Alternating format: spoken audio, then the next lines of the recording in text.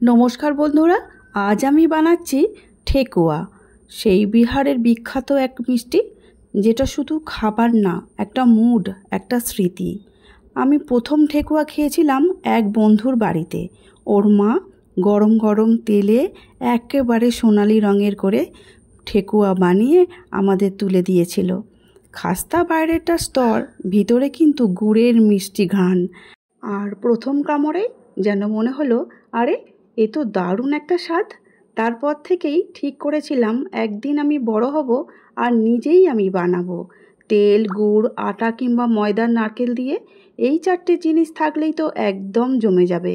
যা তৈরি হবে শুধু খাবার না, যেন একটা সুন্দর গল্পের মতো। আমিও তাই আজকে একটা নারকেল নিয়ে বসে পড়লাম ভাঙতে। নারকেলটা ভাঙার পরে ছোট ছোট টুকরো করে নিলাম। তারপরে ছুরি বা বঁটির সাহায্যে পাতলা পাতলা করে কেটে ছোট্ট ছোট্ট করে টুকরো করে নিতে হবে। হ্যাঁ, তোমার কাছে যদি ড্রাই নারকেল গুঁড়ো থাকে, তাহলে ড্রাই নারকেল গুঁড়ো দিয়েও কিন্তু এটা বানানো যেতে পারে। খাবার ইচ্ছা থাকলে কি না করা যায়, তাই না? আমিও সেই জন্য আজকে জমিয়ে বসে পড়লাম ঠেকুয়া বানানোর জন্য। আর জানো তো, আমি আমার বন্ধুর মায়ের কথা মনে করতে করতে আমার প্রত্যেক বছরই ছট পূজার আগে আগেই খুব ইচ্ছা করে ঠেকুয়া বানাতে। আজও আমি বানাই আর নিজের ছেলে মেয়ের জন্যও বানাই। তারা খুবই খেতে ভালোবাসে। আরে বাবা, আমি মনে করি ছট পূজার প্রসাদ ঠেকুয়া বাড়িতে আসুক আর নাই আসুক, নিজেই যদি বানিয়ে খাওয়া যায়, সেটাও কিন্তু প্রসাদের সমতুল্যই হয়, কম নয় কিন্তু। ভক্তি ভরে বানালেই প্রসাদ তৈরি হয়ে যাবে। আর আমি এখানে শুদ্ধ আটার বানাচ্ছি। তোমরা চাইলে আটা আর ময়দা সমপরিমাণ নিতে পারো। আমি আটা নিয়েছি প্রায় 700 গ্রামের মতো। যে কাপের আটা আমি নিয়েছি, ওই কাপের 2 কাপ নিয়েছি সুজি। সুজি আর আটা খুব ভালো করে মিশিয়ে নিলাম 1 চিমটি নুন দিয়ে। নুনটা যদি পছন্দ না হয় তোমাদের দিতে হবে না। এবারে আমি দিয়ে দেব বেশ অনেকটা ঘি।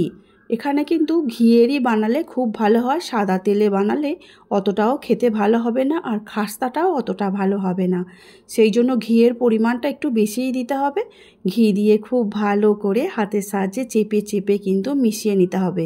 তারপরে হাতের মুঠোর মধ্যে একটু চেপে যখন একটা মন্ডর মতো তৈরি হয়ে যাচ্ছে, তখন জানবে খুব ভালো করে ময়ানটা কিন্তু দেওয়া হয়ে গেছে। এবারে এর মধ্যে দিয়ে দেব যে ছোট্ট ছোট্ট পাতলা পাতলা করে নারকেলের টুকরোগুলো করে রেখেছিলাম, সেই নারকেলের টুকরোগুলো সমস্তটা দিয়ে দেব। আর কিছু চীনাবাদাম ভেজে আমি ভেঙে রেখে দিয়েছিলাম আগে থেকেই, সেই চীনাবাদামের টুকরোগুলো এর মধ্যে দিয়ে দিচ্ছি। তোমাদের যদি মনে হয় অন্য কোনো ড্রাই ফ্রুটস এখানে দিতেই পারো, আমন্ড, কাজু বা খেজুরের টুকরো। এখানে আমি ঠেকুয়া বানানোর জন্য আখের গুড় নিয়েছি। তোমরা চাইলে চিনি দিতে পারো। চিনিটাকে খুব ভালো করে পেস্ট করে মিহি করে নিয়ে তারপর চিনিটা দেবে। 300 মতো এখানে আমি আখের গুড় নিয়েছি। আখের গুড়টা খুব ভালো করে আটার সঙ্গে প্রথমে মিশিয়ে নিতে হবে। অল্প করে দিয়ে দিচ্ছি এখানে এলাচ গুঁড়ো। এলাচ গুঁড়োটা দেওয়ার জন্য গন্ধটা খুব ভালো হবে মিষ্টির, সেই জন্য আমি এখানে দিয়ে আবারও খুব ভালো করে মিশিয়ে নিচ্ছি। তারপরে হাতের মধ্যে অল্প অল্প করে জল দিয়ে একটা ভালো করে শক্ত ডো প্রথমে আমাদের বানিয়ে নিতে হবে। একসঙ্গে কিন্তু অনেকটা জল দিলে হবে না, তাহলে পাতলা হয়ে যেতে পারে আর ডোটা শক্ত হবে না। সেই জন্য অল্প অল্প করে জল দাও আর অল্প অল্প করে ঠেসে ঠেসে মাখতে হবে। মাখাটা কিন্তু খুব ভালো করে করে নিতে হবে।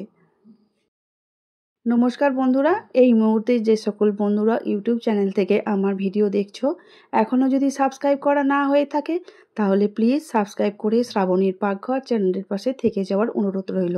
পাশে থাকা বেলটা অবশ্যই প্রেস করে দিও, তাতে যখনই কোনো নিত্য নতুন রান্না ছাড়বো সবার আগে তোমাদের কাছেই পৌঁছে যাবে।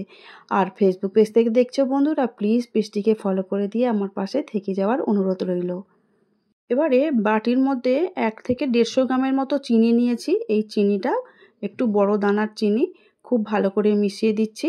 ঠেকুয়ার মধ্যে এই চিনিগুলো দিলে যখন ভাজা হয়, তারপরে যখন ঠেকুয়ার গায়ের চিনিগুলো দেখা যায় না, দেখতে খুব ভালো হয়। আর সেই জন্য কিন্তু মিষ্টি মিষ্টি আরও বেশি লাগে, খেতেও ভালো লাগে। আবারও চিনিগুলো খুব ভালো করে মিশিয়ে নিচ্ছি। নিয়ে এবারে জল দিয়ে আবারও অল্প অল্প করে খুব ভালো করে চেপে চেপে শক্ত ডোটা বানিয়ে নিচ্ছি। ডো কিন্তু আমাদের মাখা হয়েই গেছে, দেখেই বুঝতে পারছো। আর বেশি মাখার দরকার নেই। এইভাবে একটা সাইডে রেখে দেব 10 মিনিটের জন্য। আমার মতো তোমরাও কি পছন্দ করো ঠেকুয়া খেতে? আমি কিন্তু ভীষণ পছন্দ করি ঠেকুয়া খেতে। আমার বাবাও কিন্তু যখন দোকানে যেতেন ছোটোবেলায় দেখতাম আমার বাবার দোকানের ঠিক পাশেই ছট পূজা হতো। আর ওখান থেকেই বাবাকে প্রসাদ দেওয়া হতো আর বাবা সেই প্রসাদ নিজে না খেয়ে আমাদের জন্য বাড়িতে ঠিক নিয়ে আসতেন, কারণ আমরা খুব পছন্দ করি কি না সেই জন্য। হাতের চেটোর মধ্যে একটু ঘি মাখিয়ে নিয়ে ছোট্ট ছোট্ট লিচি কেটে প্রথমে মনে হবে যে খুব শুকনো, কিন্তু তারপরে হাতে যখন ঘোরানো হবে দেখবে আস্তে আস্তে তেলটা ছেড়ে বেরিয়ে আসছে। যে ঘিটা দেওয়া হয়েছে সেই ঘিয়ের জন্য কোনো অসুবিধা হবে না হাতের মধ্যে। আর তাছাড়া আমার বাড়িতে ছাঁচ নেই, আমি ছাঁচ ছাড়াই ঠেকুয়া বানাই। যখন নিজের ইচ্ছা হবে সেই অনুযায়ী যেমন ইচ্ছা সেইভাবেই বানিয়ে নিতে পারো। চামচের পিছন দিয়ে বা যে কোনোভাবে ডিজাইনটা নিজের ইচ্ছা মতো করেই আমি বানিয়ে নিই। তোমাদের যদি বাড়িতে ছাঁচ থাকে তোমরা অবশ্যই সেই ছাঁচে ফেলে সুন্দর করে ঠেকুয়া বানিয়ে নিতে পারো। আবারও একটা আমি বানিয়ে দেখাচ্ছি, দেখো অন্যভাবে ডিজাইন করে। বন্ধুরা তোমাদের যদি পছন্দ হয় আজকে আমি যেভাবে ঠেকুয়াগুলো বানালাম অবশ্যই সুন্দর করে কমেন্ট করে কিন্তু জানাবে, কারণ তোমাদের কমেন্ট পড়তে আর উত্তর দিতে আমি দুটোই খুবই ভালোবাসি। তোমরা যেভাবে প্রথম থেকে আমায় সহযোগিতা করছো, আমার পাশে আছো, সেইভাবেই আমাকে সহযোগিতা করো, পাশে থেকো, আমিও তোমাদের পাশে থাকবো, একইভাবে সহযোগিতা করব। দেখো আর একটাও ঠেকুয়া বানানো হয়ে গেল। জানি ঠেকুয়া বানানোর একটু খাটনির কাজ আছে, নারকেল ছাড়ানো, নারকেল কাটা, ছোট ছোট করে টুকরো করা, তারপরে আটা মাখা, অনেক কাজ আছে, কিন্তু তবুও জানো খুব খাটনির মধ্যেও কিন্তু যেসব কাজের ফল খুব ভালো হয় সেইগুলোর মধ্যে কিন্তু খুবই ভালো লাগা থাকে। আর কষ্টর মধ্যেও যখন সবাই খেয়ে বলে না যে খেতে খুবই ভালো হয়েছে, তখন তো মনে হয় 16 আনায় পূর্ণ হয়ে গেছে। আর যা এতক্ষণ ধরে যে কষ্ট করছিলাম সেটা আর পরে মনে থাকে না। নিজের ইচ্ছা মতো করে পরপর একটা একটা করে ঠেকুয়াগুলো সব বানানো রেডি হয়ে গেছে। এবারে দেখো তো সমস্ত ঠেকুয়া বানানোর পরে কেমন দেখতে হয়েছে। এবারে চলো ভেজে নিতে হবে। কড়া বসিয়ে দিচ্ছি, তারপরে কড়াটা গরম হলেই তেলটা দিয়ে দেবো, একটু বেশি করেই তেল দিতে হবে, কারণ ঠেকুয়াগুলো ডুবো তেলে ভাজলে সব থেকে খেতে ভালো হবে, তবে মচমচে একটা ক্রিস্পি ভাব চলে আসবে। না হলে উপরের দিকটা ভাজা হবে, ভিতরের দিকে কিন্তু একদম ভাজা হবে না। তেলটা গরম হয়ে গেছে, গ্যাসের জোরটা কিন্তু একদম মিডিয়ামে করে দিয়েছি। তারপরে আস্তে আস্তে মানে কি করতে হবে বলো তো, খুব বেশি তেল গরম হওয়ার আগেই কিন্তু দিতে হবে। খুব বেশি তেল গরম হয়ে গেলে কিন্তু আগেই ওগুলো পুড়ে যাবে।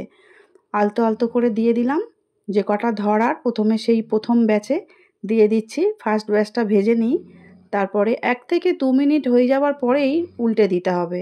উল্টে দিয়ে দেখতে হবে যে খুব ভালো করে কালারটা নিচের দিকে এসেছে কি না, না হলে কিন্তু একটু উল্টো পাল্টে ধৈর্য ধরে ভেজে নিতে হবে। একটা কথা বলে রাখি, যেহেতু ঠেকুয়াগুলো গুড়ের বানাচ্ছি সেই জন্য লালচে লালচে ভাব হবে। আর যদি চিনি দিয়ে বানাতে ঠেকুয়াগুলো তাহলে কিন্তু এতটা লালচে ভাব হতো না। ঠেকুয়ার একটা হলুদ হলুদ কালার আসতো, যেটা ব্রাউন ব্রাউন পোড়া পোড়া কালারটা আসতো। আর যেহেতু এখানে আমি গুড় দিয়েছি সেই জন্য লালচে রঙের ঠেকুয়াগুলো হচ্ছে। প্রথম ব্যাচটা ভাজা হয়ে গেছে, একটা প্লেটের মধ্যে তুলে রাখছি।